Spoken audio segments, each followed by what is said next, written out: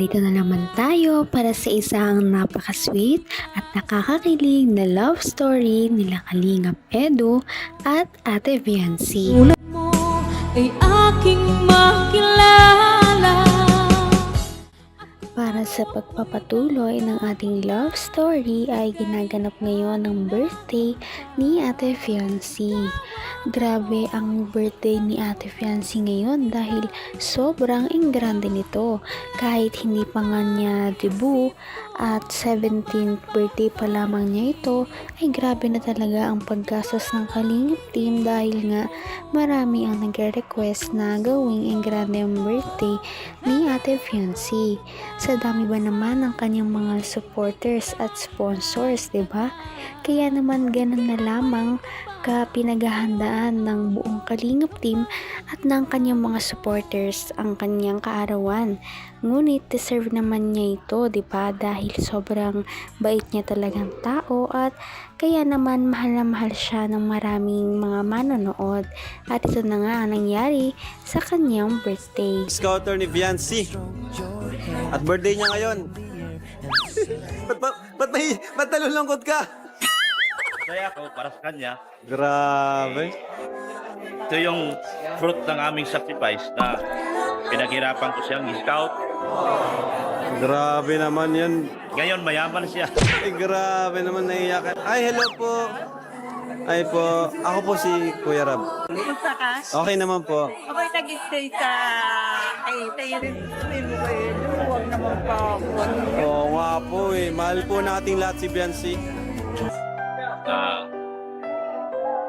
Sa sobrang pakiusap ko sa iyo, na-vlog mo rin siya sa wakas. Yun. At simula doon, nagbago lahat ang buhay niya. Yun naman. Doon. Ngayon, nabigyan siya ng magandang birthday, nakapag-aral siya ng maayos, nagkaroon siya ng mga service, at may mga magagandang opportunities pa na Kamay na kita mahal.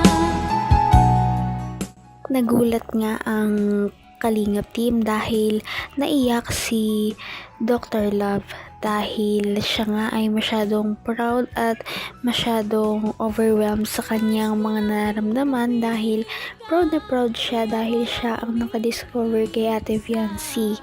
Dahil dati lamang matatandaan natin na si Ate Viancy ay na-discover niya noong ito pa lamang ay isang labandera.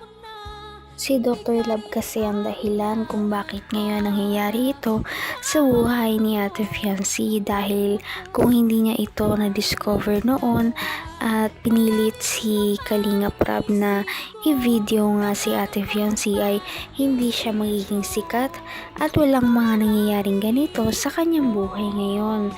Kaya thankful din naman talaga si Viancy kay Dr. Love. Wala kayo. Kasali pa din. Siguraduhin ninyo Lahat ng nakatayo, taas ang kamay! Kayo pa rin po may chance ang manalo. Palakpakan! Next!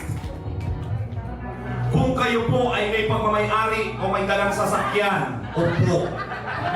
Kung kayo po ay may sarili o personal na sasakyan, upo. Out! Mayaman po kayo. Bakit may susi tapos walang sasakyan? Ano yun? Nagulunguhan? Ay, para may meron. Lahat ng nakatayo, taas pa rin ang kamay. May chance sa barangay manalo. Palakpa ka naman. Next. Kung ang bahay niyo po ay may second floor, upo. Mayaman yan. Wala? Okay. Sige. Bawasan pa na. Hindi ko naman akalain na hindi ko rin inaasahan pa. Grabe dahil venue pa lamang ay hindi na talaga magpapatalo. Napakalaki ng venue ni Ate Viancy. Kasya yata lagpas sa 100 tao. Dahil napakarami ng kanyang mga bisita kahit na hindi niya nga kilala ang iba, lahat iyon ay punong-puno ng mga taong mahal ni Ate Viancy at mga nagmamahal sa kanya. Nakakatuwa dahil ang birthday ni Ate Viancy ang rason kung bakit sila magtitipon-tipon sa araw na yon at para lamang talaga kay Ate Viancy kay kaya sila lumawas galing sa kanilang mga lugar.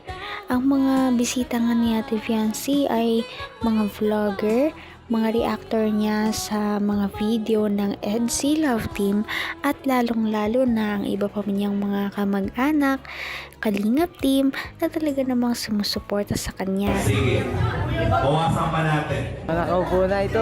Ano kulay naman dito? Okay, sige. Lahat ng may suot na underwear, panty o brief na kulay itim, upo. Out! Aray, lahat siguro yung dito ko yung sinasabi. Anong kulay ng suot mo? Ha? White? Ang napaligtas. Paano natin malalaman kung ito mo ang sinasabi kasi? Paano po natin malalaman kung puti talaga yan? Hindi, dapat po malaman po yan kasi chine-check ko po yan. Ano po kita?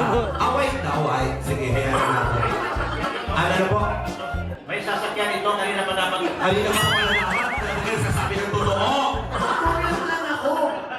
Nag-commute ka lang. Maski pa kung may sasakyan.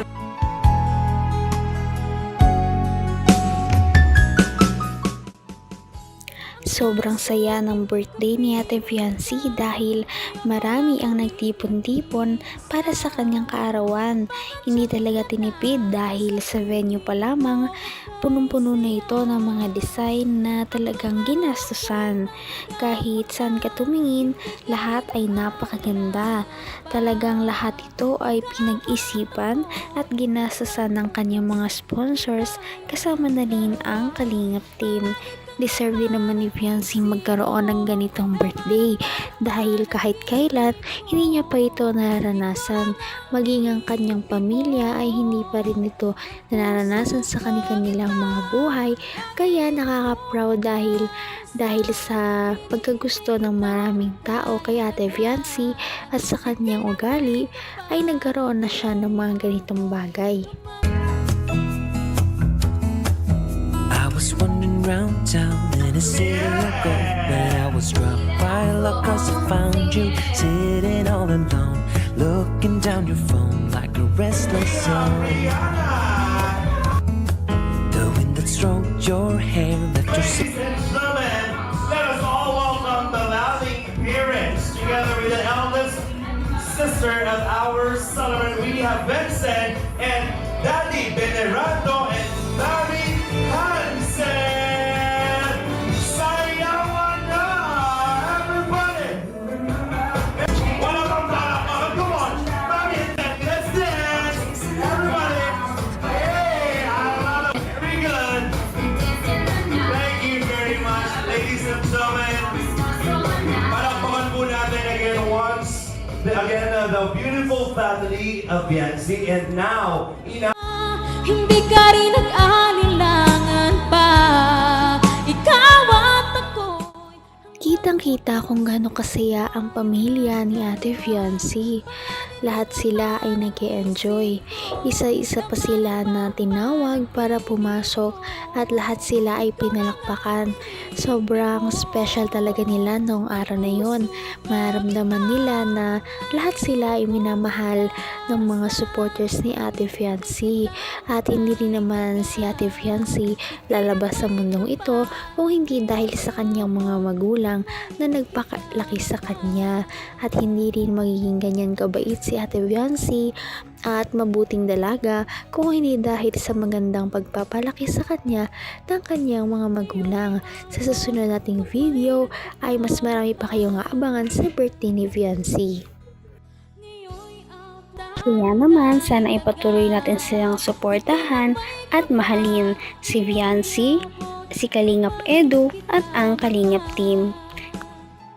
Yun lamang at maraming salamat sa panonood.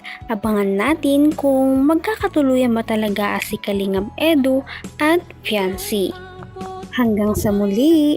Bye! ngayon'y abot kamay na kita. Mahal